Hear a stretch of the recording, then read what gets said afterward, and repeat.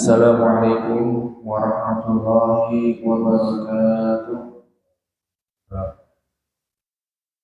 Alhamdulillahilladzi an'ama 'alaina bi ni'matil iman wal islam. Asyhadu an la ilaha illallah wa asyhadu anna Muhammadan abduhu wa rasuluhu la nabiyya ba'dah. Allahumma shalli wa sallim ala sayyidina wa maulana Muhammadin wa ala alihi wa sahbihi ajma'in. Baiklah rahimakumullah, musikum nasihatullah wa ta'atihi la'alakum tuflihun. Rabbi shrah li sadri wa yassir li amri wa hlul 'uqdatam min lisani yafqahu qawli. Raditu billahi rabba wal islam dinan wa Muhammadin nabiyyan wa rasulan rabbi zidni warzuqni. Qala ta'ala fi kitabil karim, a'udzu billahi minasyaitonir rajim. Bismillahirrahmanirrahim. Ya ayyuhalladzina amanu taqullaha haqqa tuqatih wa la tamutunna illa wa antum.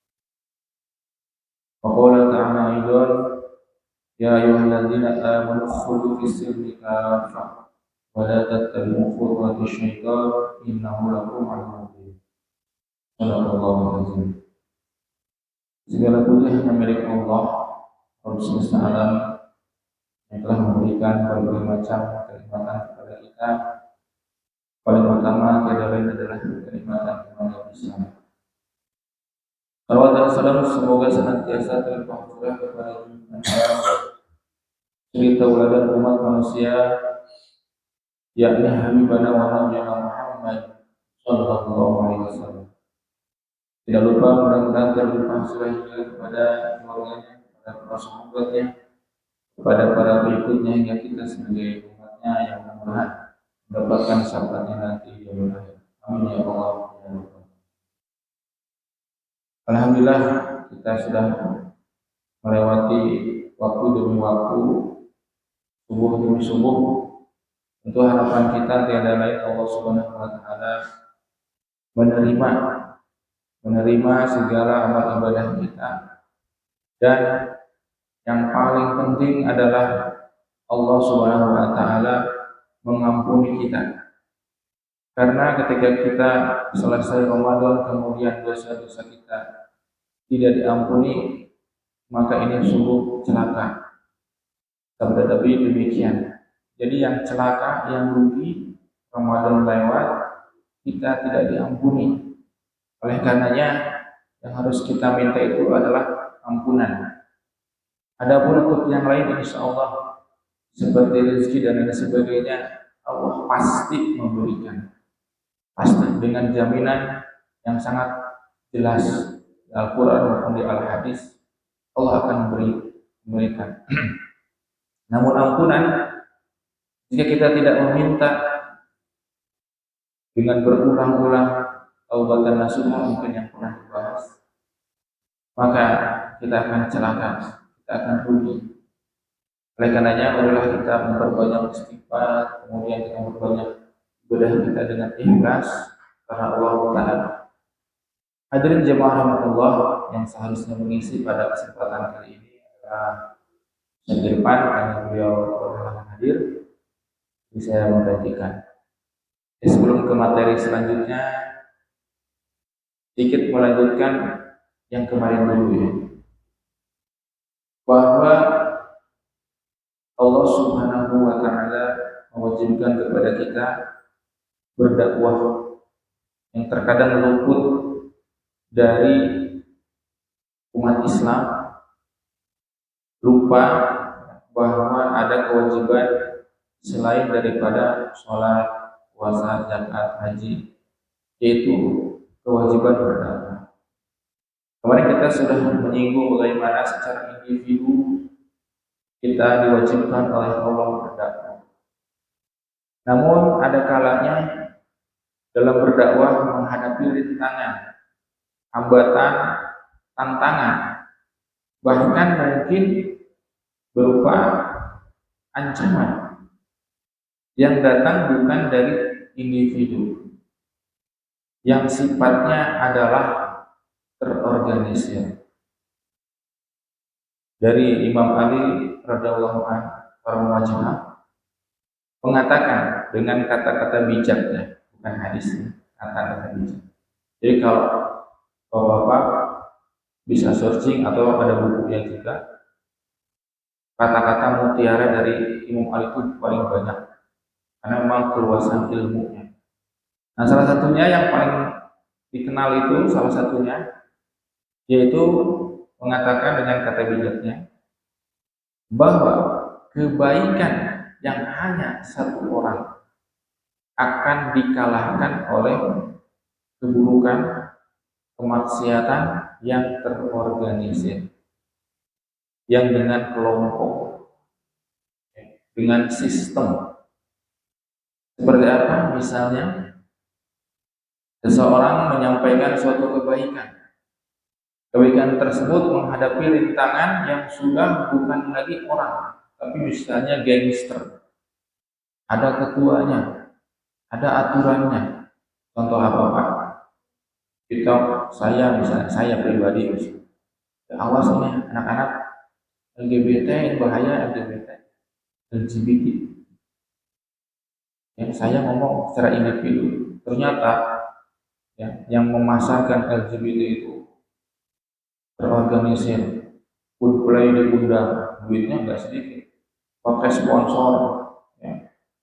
Kemudian ada ketua pelaksananya, bayar pengamannya, yang menghalangi hidup tangkap.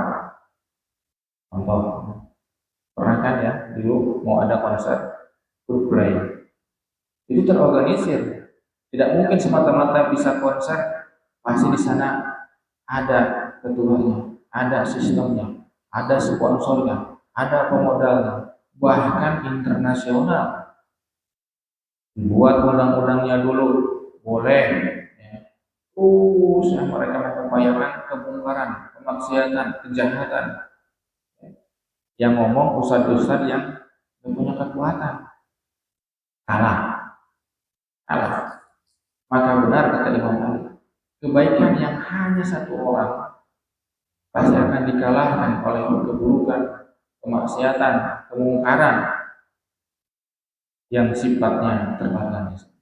Maka dari itu hadirin rahimakumullah, akan menjadi pas, akan menjadi setara, apple to apple bahasanya, maka harus dilawan lagi dengan yang setara. Maka Allah Subhanahu wa taala menyampaikan dalam ayat yang lain bahwa kewajiban dakwah itu haruslah berkelompok. Wal takum minkum ummatun ilal khair. Jadi haruslah di antara kalian ada sekelompok yang menuju kepada kebaikan. Karena apa? Keburukan, kemaksiatan pun demikian. Ya, sering ada filosofinya, jika lidi yang akan membersihkan kotoran, ya tadi akan membersihkan kemungkaran tadi, lidinya satu, sampahnya seudu-udu, banyak. Lidi ini nggak akan sanggup. Ya, kebaikan ini, al khair ini nggak bisa. Lawannya keburukan tadi nggak bisa. Maka lidi ini kita tahu akan menjadi kuat jika dibentuk menjadi sapu nyeret. Maka insya Allah pelan sedikit demi sedikit, ya. Kemudian sampah akan bersih. Walaupun banyak rintangan tantangan, setidaknya pasti akan bisa membersihkan jika kita bersama-sama. Itulah kekuatan organisasi kebaikan yang diorganisir. Begitupun DKM, ya. Ketika hanya orang per orang mengajak, ayo kita ke masjid, ayo kita berzakat. Misalnya hanya satu orang pengurus DKM, sulit. Tapi ketika ketua DKM mengumpulkan pengurusnya yang mungkin 10 orang, 15 orang, kita bikin sistem. Bapak ke RT sana, kita ada suratnya, biar lebih kuat, pakai tanda tangan Pak Lurah bahwa imbauan zakat fitrah harus sekian, berbondong-bondong itu, daripada ayo zakat sendirian. Tapi dengan membawa surat, kemudian diorganisir, Bapak nanti ke arah sana, ke arah sini, nanti yang ini bantu ke sini, maka kebaikan akan lebih mudah.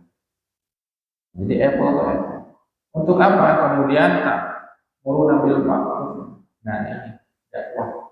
Jadi kebaikan, mengajak kepada kebaikan dengan dakwah. Ulaika humul muflihun. Oleh karenanya, Bapak-bapak, kita sambung kepada ayat yang ingin kita bahas pada kesempatan kali ini, yaitu ya ayyuhalladzina amanu khulu fis silmi kafah wa la tattabi'u khutuwati syaitan innahu lakum. Wahai orang yang beriman, masuklah kalian ke dalam Islam secara kafah. Apa itu kafah?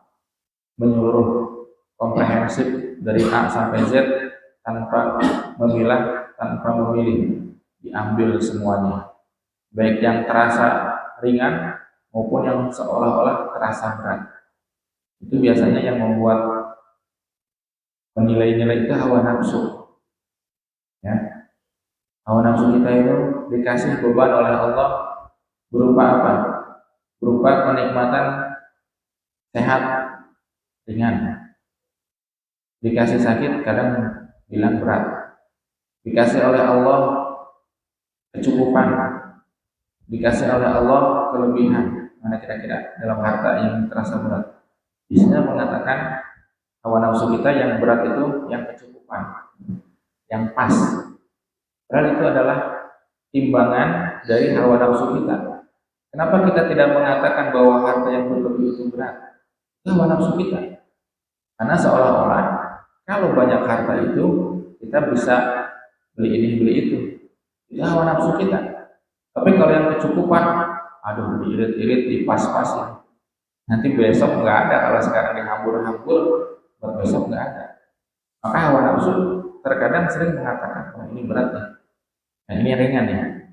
Terkadang terhadap syariat yang Allah berikan kepada kita, yang dibebankan kepada kita, hawa nafsu kita sering menimbang-nimbang, memilah dan memilih. Ah ini ringan nih, nah ini beratnya. Maka ambillah seluruhnya, kata Allah. Walaupun hawa nafsu kita mungkin mengatakan demikian, yang ini berat, yang ini ringan. Termasuk dakwah tadi. Dakwah itu adalah banyak orang yang tidak mengambil, apalagi dakwah secara berkelompok, banyak sekali. Karena apa? Ketika dakwah yang mengerikan itu adalah nahi mungkar. Yang mengerikan, saya katakan demikian. Kenapa? Karena nahi mungkar ini akan beresiko, akan menghadapi ancaman, akan menghadapi orang-orang yang senang dengan kemungkaran. Maka kita akan berhadapan dengan mereka. Makanya jarang yang mengambil dakwah. Nggak mau lagi, itu mah tugasnya Pak Ustadz aja udah. Padahal itu adalah syariat. Ya, kalau kita perhatikan hukum syariat di dalam Al-Quran yang berkaitan dengan hudud, ya, jadi hudud itu Pak, sesuatu kejahatan, sesuatu kemaksiatan yang sanksinya itu saklek ada dalam Al-Quran. Apa contohnya? Banyak. Az-zani waz-zanatu. Ya. Kemudian apa, orang yang zina laki-laki ataupun perempuan, fajridu, dijilid, jilid itu rajam. Coba kita tengok hari ini, ya, zina, kalau bahasa kerennya di film-film itu selingkuh, ya. Padahal dalam fikih kita, ya zina, selingkuh teh diperhalus jadi selingkuh, zina. Apa hukumannya bagi yang belum menikah? Fajridu, jilid. Di dalam al-hadis bagi yang sudah menikah, muhson. Kalau ghairu muhson itu belum menikah. Muhson sudah menikah, itu apa? Rajam. Di hadis, ya. Itu semuanya sore jelas, namanya hudud. Ya, jadi sanksi yang tidak boleh diganti, dan itu sebagai kafarat. Di dunia agar nanti di yaumil akhir pelakunya tidak mendapatkan siksa, sudah diampuni. Ya, jadi jawabir dan jawazir itulah sifat syariat Allah, mencegah sekaligus menebus. Mencegah apa? Agar orang lain tidak melakukan kemaksiatan hal yang sama, itu sanksi yang diterapkan. Kemudian penebus bagi pelakunya nanti akan diampuni oleh Allah di yaumil akhir. Suatu ketika ada seorang perempuan mengaku, ya Rasulullah, saya telah melakukan perbuatan dosa besar. Jadi zina, ya. Jadi sekaligus saya informasikan kalau ada sebuah kemungkaran kemudian ada hududnya, kemudian disebutkan oleh Allah secara shar'i, secara redaksional, secara jelas, maka itu disebut sebagai kategori dosa besar. Ya, jadi kalau dosa besar itu pasti disebutkan.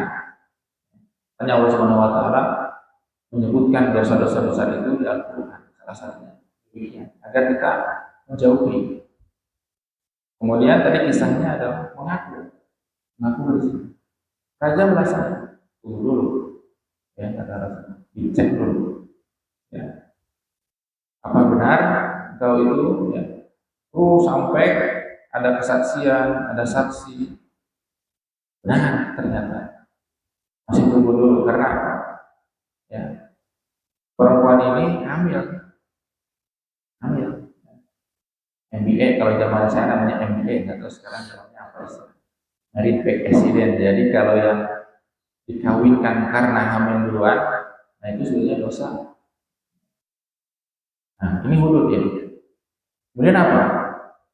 Tunggu sampai lahir. Datang lagi, saya sudah melahirkan, tunggu dulu. Karena ada kewajiban seorang ibu itu apa? Menyusui. Tunggu 2 tahun sampai disamping. Nah, itu datang lagi. Kemudian Rasul mengumpulkan masyarakat kayak gitu untuk menyaksikan rajam. Disaksikan. Di hukuman rajam itu disaksikan oleh khalayak ramai. Kejam.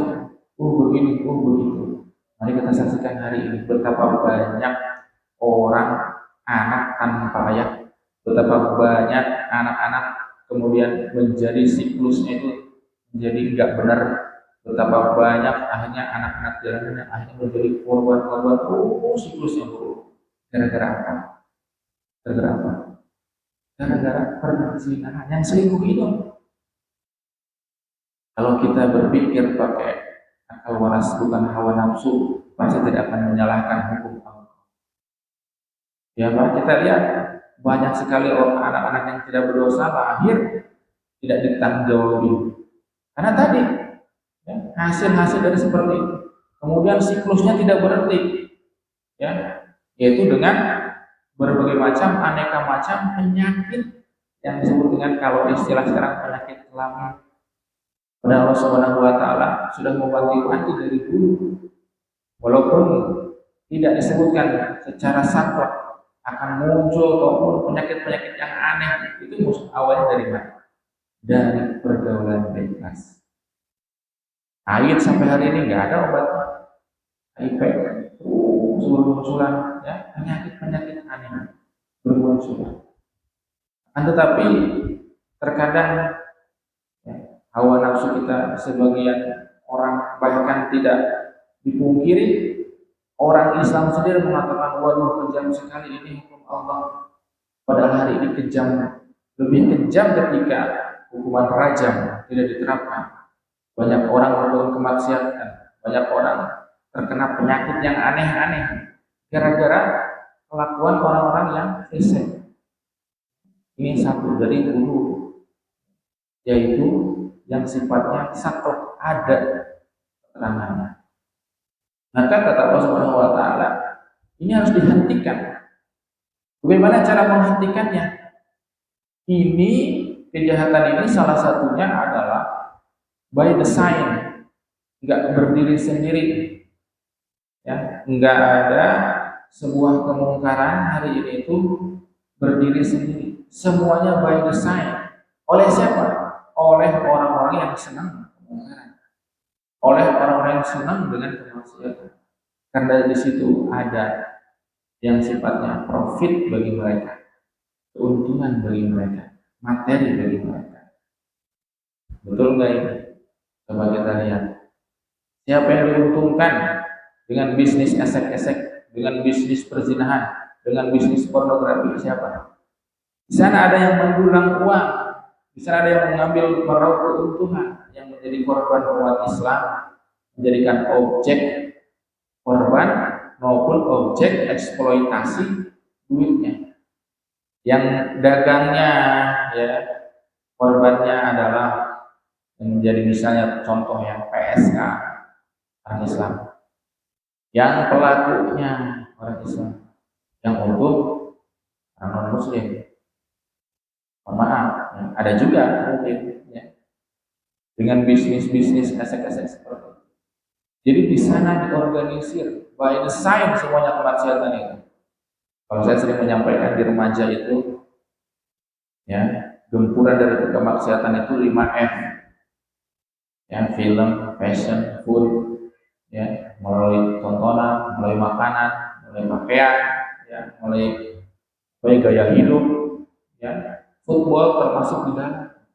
Karena apa? Dengan adanya sepak bola melenakan, akhirnya kubu-kubuan juga, akhirnya taruhan juga, tebak skor, ya, semuanya dilenakan. Ini ada siapa? Tiada lain sesuai dengan sabda Nabi. Itulah pekerjaan Yahudi. Cuma kita tidak terasa. Dia walan tarul angkal Yahudi walan Nasoro hatta tattabi'a millatahum.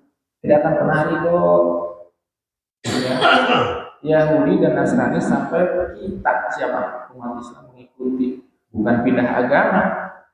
Dalam tafsirnya milah itu umat Islam itu dalam tafsirnya ya Pak, enggak pindah agama, KTP-nya tetap Islam. Tapi nanti pas tahun baru, yang penting dia hura-hura nanti merayakan jegar-jegar petasan, yang penting dia nanti tengah malam bangun ngitung mundur 3, 2, 1, kelakuannya siapa itu? Nasrani. Biarin dia agamanya Islam, nanti pesta seks dia nanti, ya, pas Valentine biarin, KTP-nya Islam biarin. Yang penting dia nanti anak mudanya biasakan makan coklat, kemudian nanti Valentinean, ya, gaya hidupnya nggak jauh beda dengan mereka. Akhirnya apa? Kemaksiatan yang dilakukan oleh umat Islam terus bertumpuk. Nah, inilah yang diinginkan oleh Yahudi Nasrani, yaitu ketidaktaatan kepada syariat, meninggalkan Islam, menjauhi Allah dan berbuat maksiat, tidak suka kepada syariat Islam. Ini disebut dengan milah Yahudi dan Nasrani. Karena Yahudi itu adalah orang-orang yang selalu melanggar syariat, ketika itu bahkan nabinya saja dibunuh. Itu karakter Yahudi. Dan selalu bertanya-tanya. Jadi bertanya-tanya itu bukan untuk dilaksanakan. Ini karakter Yahudi. Ya Allah, yang seperti apa sih sapi yang harus disembelih? Warnanya demikian. Ya Allah, apakah ada lagi penggantinya? Terus nanya. Ya, dalam Al-Baqarah itu nanti seperti itu. Umat Islam itu coba cek. Hari ini begitu nggak ya? Nawar-nawar, bisa nggak sih diganti sekarang, gak usah syariat Islam lah, gak usah, dengan yang lain. Nawar lagi, akhirnya terus ditawar, bisa-bisa sholat tidak ada, ditawar terus. Itu milah. Jadi mungkin dia KTP-nya Islam, dia masih pakai peci, dia masih pakai sarung, kelakuannya iblis, kelakuannya setan, mengikuti gaya hidup hedonisme yang dilakukan oleh Yahudi dan Nasrani. Dan jarang coba acara-acara di TV itu ya. Sekarang udah tren tontonan jadi tontonan. Hadirin jamaah rahmatullah, sedikit lagi yang ingin saya sampaikan, bahwa ketika kita diminta oleh Allah untuk masuk kepada Islam secara kafah, maka di sini ada tantangan, yaitu orang-orang yang selalu merintangi agar kita menerapkan syariat Islam secara kafah. Siapa? Tiada lain, tiada bukan orang kafir dan orang munafik. Orang kafir, orang munafik ini tidak menginginkan. Kemudian siapa yang menjadi objek?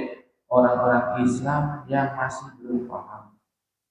Mereka dicekok dengan tadi informasi-informasi yang keliru, informasi-informasi yang salah, kemudian jadi salah paham, informasi-informasi yang miring, ya, dibuatlah stigma negatif. Awas ini, Ustaz ini kalau menyampaikan demikian, awas ini, supaya menjauhi terus, ya.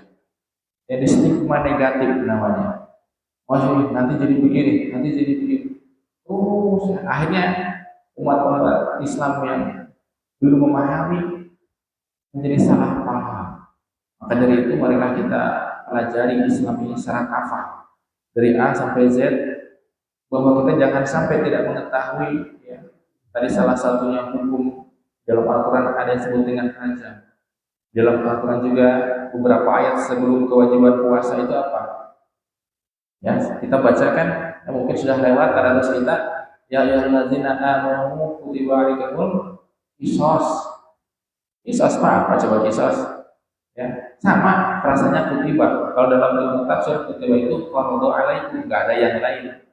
Jadi kalau kutiba, ya kata kutiba itu tafsirnya itu pada pasir sama, yaitu fardu alaikum, diwajibkan atas kalian sama. Ya. Saya membaca dari tafsir yang disampaikan oleh pertama Ibnu Katsir, kemudian saya baca dari beberapa tafsir yang lain, tidak banyak ya. Tapi ternyata sama, Murodok ada itu. Oleh karenanya, marilah kita sama-sama pada kesempatan subuh kali ini ya kita mengamalkan isi Al-Quran, karena bulan Ramadan adalah syahrul Quran. Dari mulai surat Al-Fatihah sampai Anas, selain kita baca, kita kaji isinya. Kalau belum mengerti, silahkan kita kaji bersama-sama ya dengan para ustaz ya, agar kita mengerti, agar kita memahami bahwa syariat Islam itu adalah baik. Bahwa syariat Islam itu bukan hanya mengajarkan sholat, zakat, puasa, masih banyak syariat Islam, dan ini yang menjadi kewajiban kita, menjadi problem kita. Kita harus berdakwah, kita harus menyampaikan kepada umat Islam. Jika belum paham, maka kita yang memahamkan. Ya, jika kita sudah paham, ayo kita sampaikan kepada yang lain. Kita bersama-sama bergerak untuk kembali kepada syariat Allah Subhanahu wa Ta'ala. Demikian yang dapat saya sampaikan, mudah-mudahan ada manfaatnya, dan marilah kita terus bertakwa kepada Allah agar syariat Islam ini benar-benar bisa kita laksanakan secara kafah, agar kita termasuk orang-orang yang berkalam. Wassalamualaikum warahmatullahi wabarakatuh.